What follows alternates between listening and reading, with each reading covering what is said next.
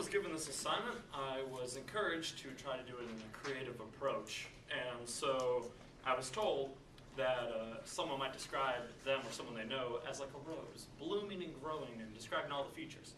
Well, I decided to take that idea and run with it a little.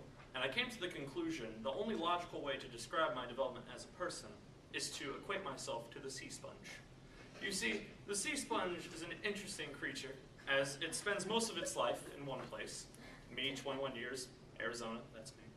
And also it spends its time living with the rest of the ecosystem, doing what it does best, and trying to become a big sea sponge. So, with that in mind, my name is Samuel, or just Sam. I go with any name you want to come up with for me.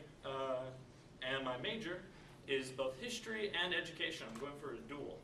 And the reason I'm doing that is a very personal reason, kind of more like a vendetta more than anything else. Because like many others in my field, you go into education because you were inspired by, great movie-worthy teacher, probably played by Robin Williams. Me, mine would have been played probably by a famous dictator. She was absolutely terrible and totally neglected our class. And in my mind, I felt so deprived of history that I was like, I'm going to do a better job. I'm going to get in the field and I'm going to be the best damn teacher I can be and make sure no kid of any age has to suffer through the academic abuse that me and others received. So that's my reason for my field. And the other part of that is I want to be a storyteller, a really effective storyteller, which goes into my major and then it goes into my lifelong dream of being a graphic novelist. And so ever since I learned how to read from Calvin and Hobbes, I wanted to be a cartoonist. So that is something I owe to my 6-year-old self. And also to all my future classes when I'm teaching high school. So one of my values I can equate with, as a sea sponge, sea sponges and history majors know the value in roots. They know the value of where you came from, and that tells you where you're going. That's the whole point of history. And so there's a common phrase people like, and it's called rolling stone gathers no moss.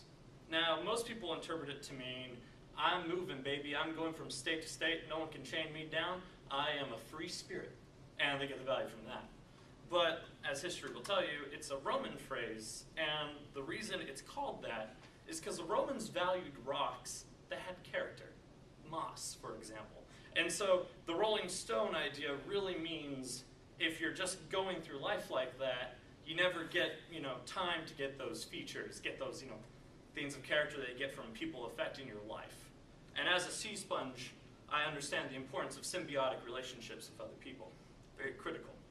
And the other idea you could tie me with is the idea of the phrase carpe diem, which is Latin, of course, for seize the day. Nowadays, people would often use it in a YOLO kind of concept, where seize the day now because tomorrow is probably going to be absolutely terrible, so do everything you want right now. Well, the actual Latin for it comes from carpe diem, I know I'm going to butcher it, carpe diem quota postule minimum. And that means seize the day because tomorrow you could be effectively smoking crack in a McDonald's parking lot, so work your ass off now. So that way you don't have that happen. Nothing is guaranteed to those who do not work hard, and I would like to make sure I fit that value. That's my ability.